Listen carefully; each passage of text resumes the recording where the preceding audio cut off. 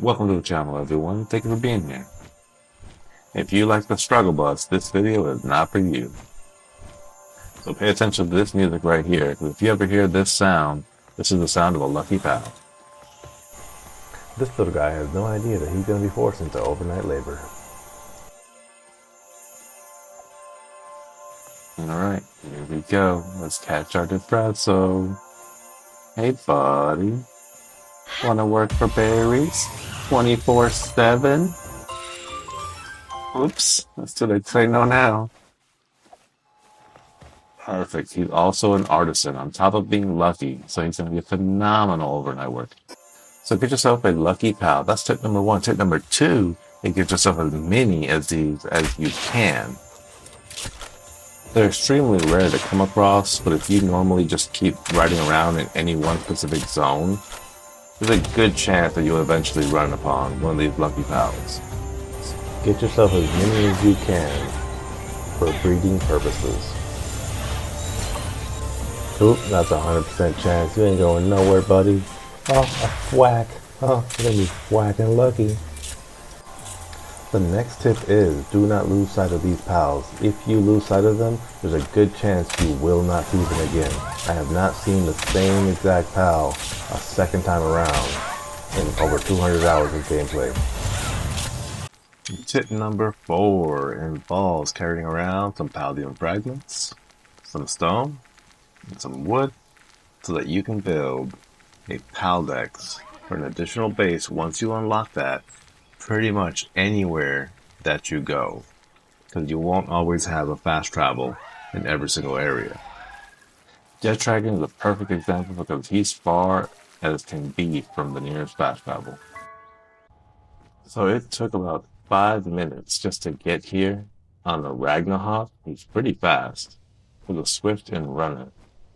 This guy's pretty fast.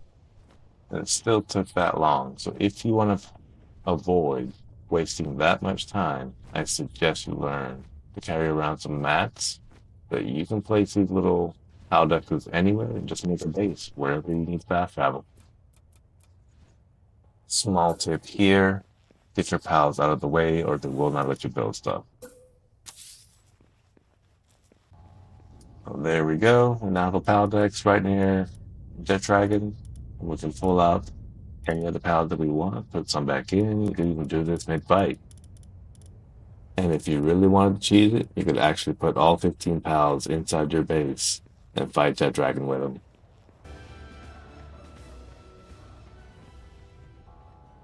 This fast travel is amazing to get around with. It will limit your max number of bases available, but from the mini-map itself, you can actually just dismantle whatever base you want just by hovering over that specific location and then seeing what key you have to press in order to get that done. So here we are back at base, and I want to dismantle my little desert base over here. Just hold the key, hit yes, and you're done. Tip number 5 is to get yourself a Dig Toys. Dig Toys are the best miners by far. And I'll tell you with what exactly. You need a headband for him. And you have to craft that at the PAL workbench. Get yourself a Dig Toys headband. And he is like 20 Dig Toys at that point. Look at him go. It's phenomenal. The best part about it is that you control what he farms at any given moment in time. You can just throw him towards that vein. Not only that, if you have multiple veins close to each other, you can throw him at the middle of it and activate his drill crusher skill. And he'll just spin in place until his skill is done. The best miner by far. Get yourself a Dig Toys. So this base location has about 10 different veins of iron ore and charcoal, and Dig Toys cleared it all out in less than 5 minutes. It's all gone. And that's just one Dig Toys. The next tip here is to get Floppy in combination with Dig Toys. Floppies will automatically retrieve materials in the area, or any item really. And when you use them in combination with dig toys, they auto-fetch everything for you. She can be unlocked in the technology tree at level 17, dig toys is at level 19, and she also uses a necklace. So all you gotta do is craft that, and it's not too many resources for it. But they will auto-farm for you. You can AFK or do whatever you want. At any rate, they'll significantly improve all material collection in your area. You can even have 5 floaties if you want, if you just want to collect materials and stand there. But for mining, I prefer having dig toys and just have a team of floaties so you don't have to do anything. You can stand by the box and just go AFK for a little bit. And in 5 minutes, you'll pretty much have all the resources in the area. So you can unlock your floaty at level 17 inside the technology tab. With that same coin at level 19, you can unlock dig toys. And inside your pal workbench, you can craft Floppy's necklace and dig toys' headband. Now, if you're looking for Floppy's, this is the only area she exists within. And dig toys can be found in 2 separate locations, but I would highly recommend that you farm him in the lower left habitat near Anubis, because that's the lower level dig toys. And those are the ones you're going to be able to catch at the lower levels. Tip number 7 is really just about using your statue of power to enhance your already artisan type pals, as they're going to be the ones that benefit the most from additional work speed.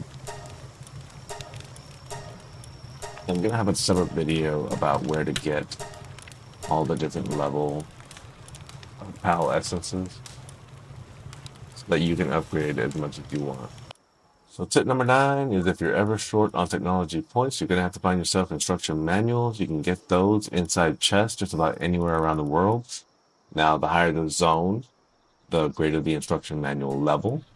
You'll have to go into the level 30 zone to get the blue ones, which give you 2.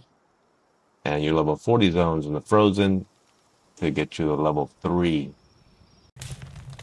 So here's a level 3 instruction manual. It'll get you 3 technology points once you use it. You can find those inside the frozen zone, along with the large pal souls. So definitely get yourself some of those if you're running short on either.